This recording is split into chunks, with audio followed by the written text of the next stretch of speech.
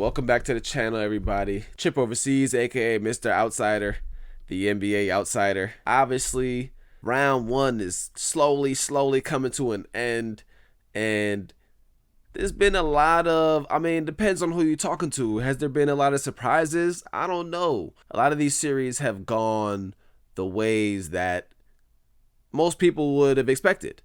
For example, OKC coming into this playoffs, everybody thought that they were legitimate contenders. I did a video about how I thought they could win 70 games in the regular season, and they absolutely went on a tear. They seem to have no flaws in their game. You know, for me, I've always been super critical of Jalen Williams and some of the other younger stars on that team because the first time we saw them in the playoffs, it did look how you'd expect it to look, and it didn't match what you saw in the regular season. But yeah, now it seems like they kind of are clicking on all cylinders. Kudos to those guys. I would love to see what they do in the next round. Also, Cleveland punched their ticket to the next round on that historic win.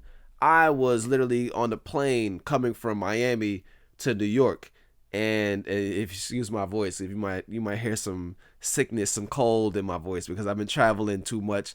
My body's trying to recover from the no sleep and the jet lag and who knows what bug I caught when I was in England and Miami and all this stuff. Anywho's, I was coming back from Miami and I had this game on while listening to a podcast. Shout out to Bill Simmons.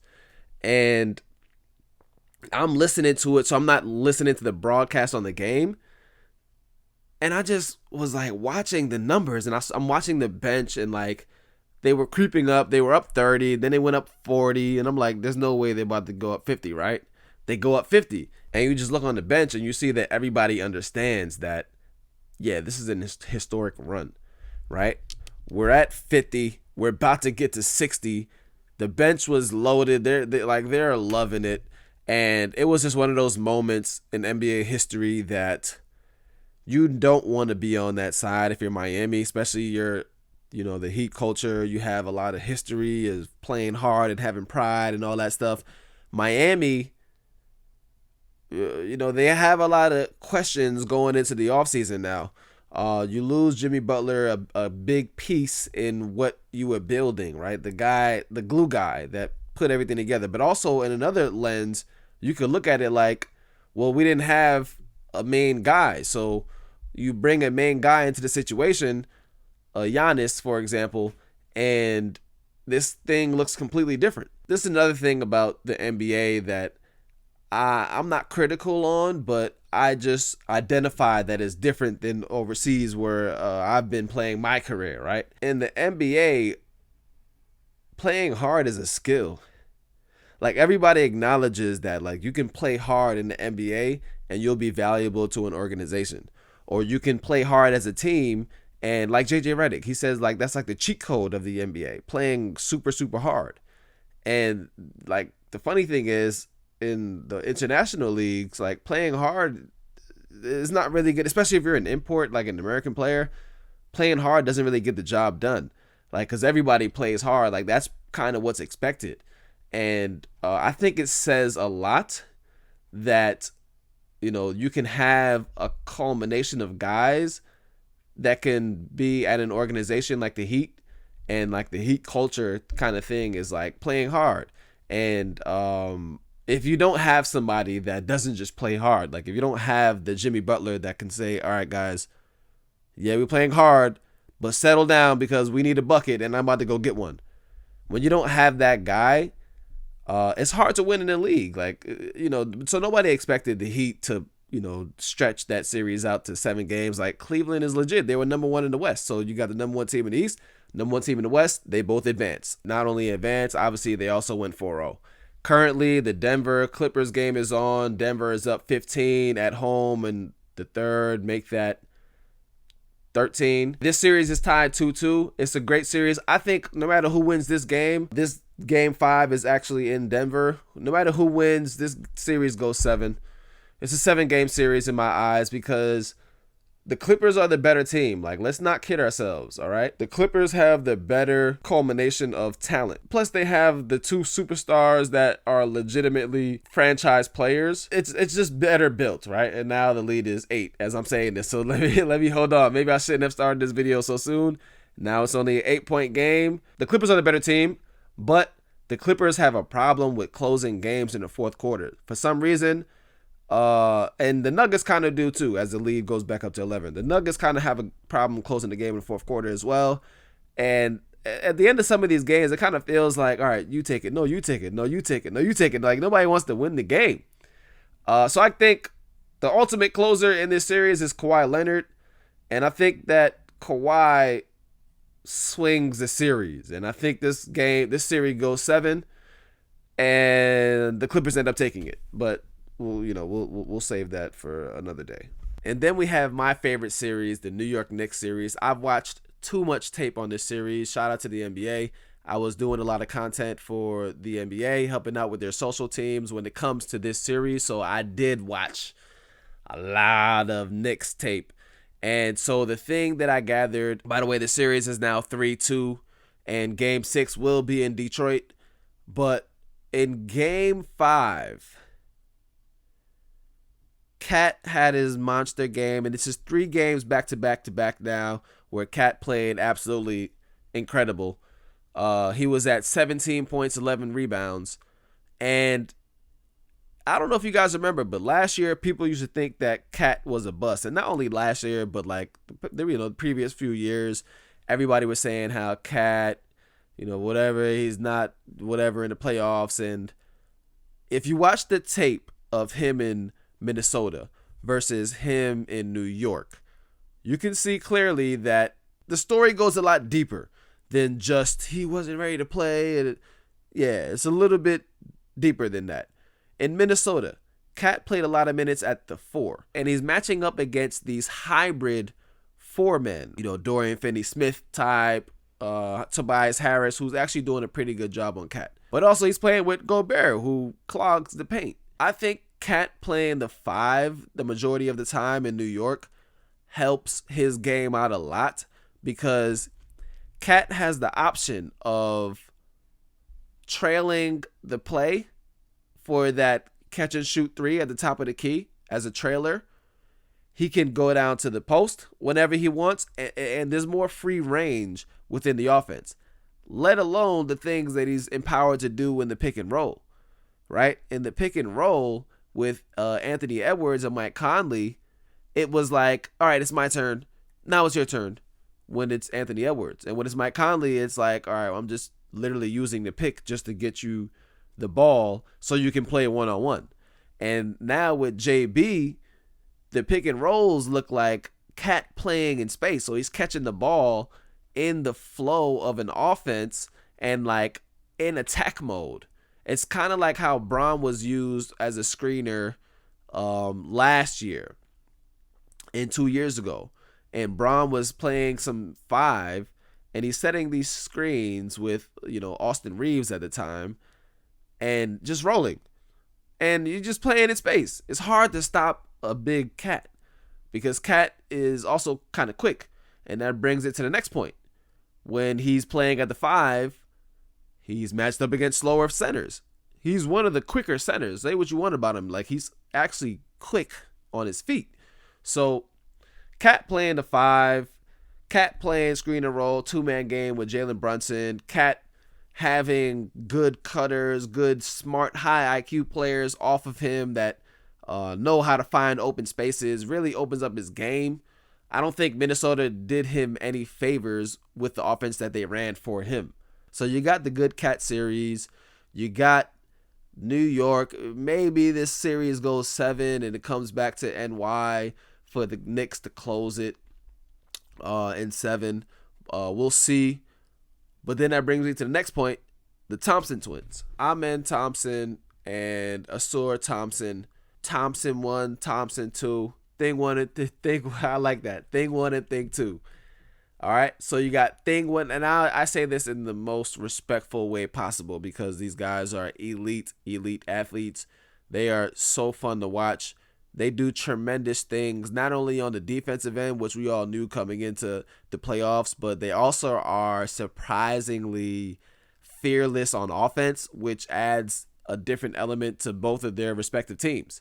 So today, thing one, Asura Thompson of the Detroit Pistons, he had his best game of the series. 22 points, 8 of 10 from the field, and he's just making plays all over the place. His primary defensive assignment is Jalen Brunson.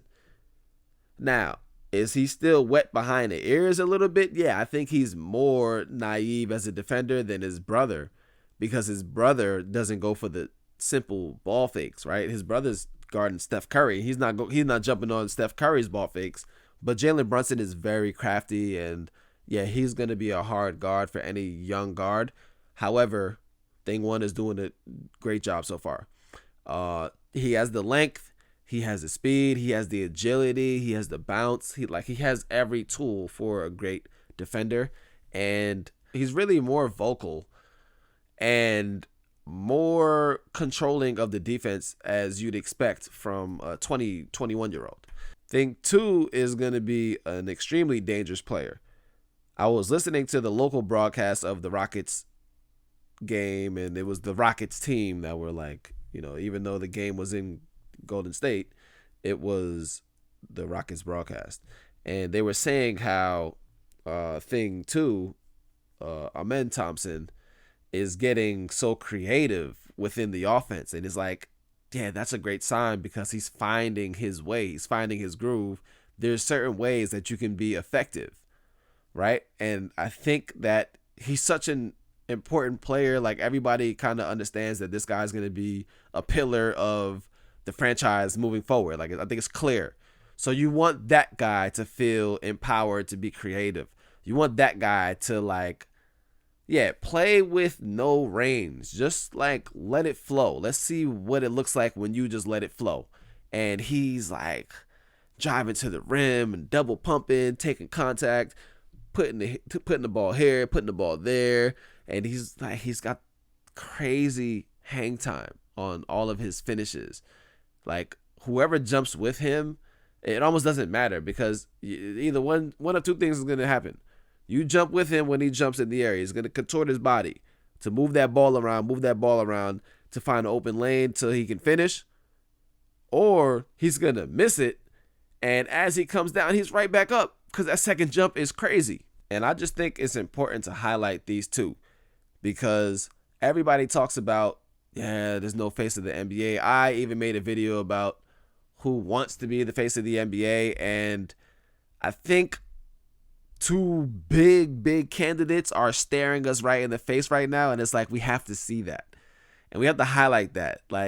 These kids are not playing. The Celtics also move on to the second round, 4-1. They beat Orlando this series, and I didn't watch too much of this series, to be honest, because I didn't really feel like Orlando was a team that had a fighting chance. But the two games that I did watch, it did feel like they were in these games. Orlando is close. What do they need? I don't think they need anything. You just let these guys develop. I mean, Paolo is 22 years old. Franz is 23 years old. Let's see what that looks like in one more year, because these guys can honestly become key franchise players. I think Paolo was almost there. So are you good enough to beat a Boston? No, you can't beat a Boston. But yeah, I don't know. Let's see what we have. But if they were in the series matched up against Detroit, if they were in a series matched up against a Milwaukee, I don't know. I might like their chances. So they're not bottom tier Eastern Conference. We need a star. I don't think they're in that territory yet, because the team is so young. You need a couple of the key players. Yeah. Let's pivot back to the Knicks too. So the thing with the Knicks series is Jalen Brunson. At this point, I don't know how many other players you can name that you'd want closing a game before Jalen Brunson, especially this season when, guys like Jokic hasn't really been what we're used to seeing him. Kawhi's, making mental mistakes at the end of games. And, you know, Jalen Brunson just kind of always seems to find the moment. Even today, even though they lost, today he wasn't really on the whole game. And then that fourth quarter comes and he's hitting hand ones and, he's hitting big threes. The Knicks have so many pieces. Like OG is also a guy that can close games and doesn't get scared to take the big shot, and he'll get the stop. Let me ISO on OG real quick. OG is the kind of player that people don't understand how strong he is. You don't understand how strong he is. Like when guys setting screen, like look at when Dennis Schroeder was setting screens on OG. There's a couple plays where Dennis Schroeder literally is thrown like Carlton Banks on the Fresh Prince of Bel-Air. That wasn't Carlton. Jazzy Jeff, my bad. Jazzy Jeff on the Fresh Prince of Bel-Air. He's getting thrown. You know what Jazzy gets thrown? Uncle Phil throws him out the house. Like Dennis Schroeder is in a full out head dive by an OG push. And OG is the reason why Cade's having such an up and down series. Because Cade, as we know, he's knockout. Like he's the real deal. But sometimes he's on, sometimes he's off. And it's not just because it's chance. It's not just because he's waking up one day saying, hey man, like I'm not really feeling it. No, he's ready to go. But he's got that stopper in OG. I think OG is the best wing defender in the league. OG's fast, OG's strong. OG slides with just about anybody. He fights over screens just about as hard. Like his strength. He hits Cade in a certain way, and Cade's whole drive is thrown off. And Cade's a big guard. Cade added 10 pounds of muscle last offseason. He's 6'8", 230. Right? And Cade's a guy, like, he'll use his hook shots. He'll use his back down game. There's not a lot of guards that play like that these days. I call Cade a power guard because he's like a power forward in a point guard's body. He's got the vision. He's got the ball handling skills, but what he really wants to do is he really wants to get to that paint. He really wants to get to that paint, shoot a little turnaround, shoot a little jump hook. That's Cade's game. I don't know. That's how he plays. So he's used to bullying guards. But OG bullies Cade. That's pretty much it. I got Knicks in 7. I got Clips in 7. What else do we have? I got Knicks in 7. I got Clips in 7. Indiana 1. Boston 1. I got Warriors in 6. Even though Thing 2 did a great job on Steph, Amen Thompson did about as good of a job on Steph as you can. Amen is a guy that it's not impossible to guard Steph, right? If you take away the 3, like in theory, like in concepts, you take away the 3 ball from Steph and everything else kind of, you kind of live with. You make sure he doesn't shoot the 3 and you live with whatever else happens. So when I say he does a great job on Steph, on the surface, you can say, hey, man, all you got to do is just don't let him shoot a 3. Yeah, but there's another layer to Steph's game. Because not only does he shoot the ball tremendously, but he'll give it up quick, right? My whole thing is Steph Curry plays a lot like a 2 sometimes, where he's not on ball. Like, he wouldn't bring it up sometimes. He comes off screens and catch, nothing there. He'll kick it back out, run off another 2-3 screens. Like, that's more of a traditional 2 guard. It's like a Rip Hamilton type player.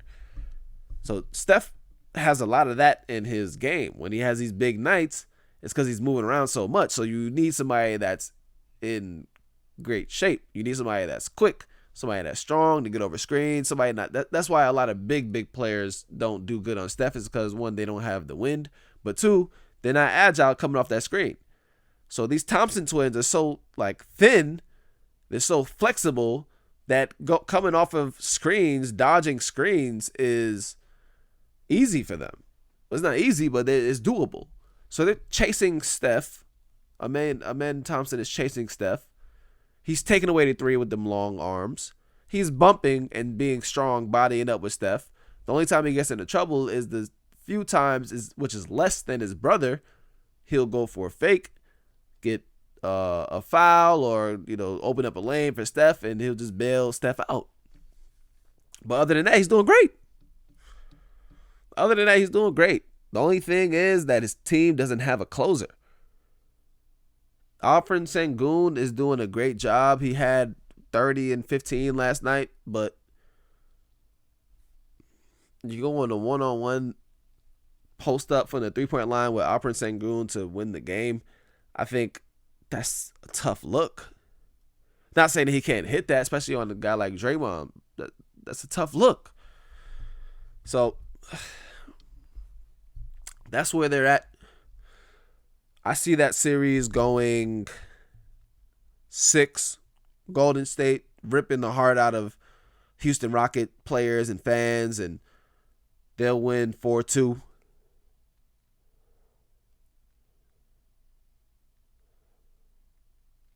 No, sorry. I see that series going 5.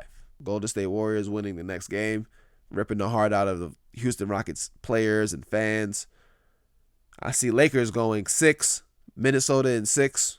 I don't think that the Lakers had enough time with this iteration of the team in order to make that successful playoff run. I think that it's hard to implement a guy like Luka into what you do because, like everybody said, he's so ball dominant, but also sometimes he doesn't have it going the same time as the other stars have it going. And great players, when they're playing with each other, you can kind of feed off each other and read each other. Like, all right, yeah, he just had a big first quarter. This guy's feeling it. But he might die down midway through the second quarter, so that's when I have to boost it up. They don't have that connection yet. Bron doesn't even know what to do in the fourth quarter. He's like, damn, this guy is one of the greatest. He's going to be a GOAT when he retires. Like, should I take the shot? Should he take the shot? Like, am I screening here? The last couple of possessions, Bron barely touched the ball for the Lakers against the Timberwolves. So they got a lot to figure out. There's a lot for the Lakers to figure out. And it's not going to happen within the next 3 games. It's not how basketball works. I want it to go like that. I want to say Lakers in 5, Lakers in 7. But it don't work like that. So I think Lakers will win the next game because they'll be super motivated. You'll have a vintage Luka performance. But after that, Minnesota. They know how to play. They played together the whole season. Julius Randle, out of nowhere, he's coming out.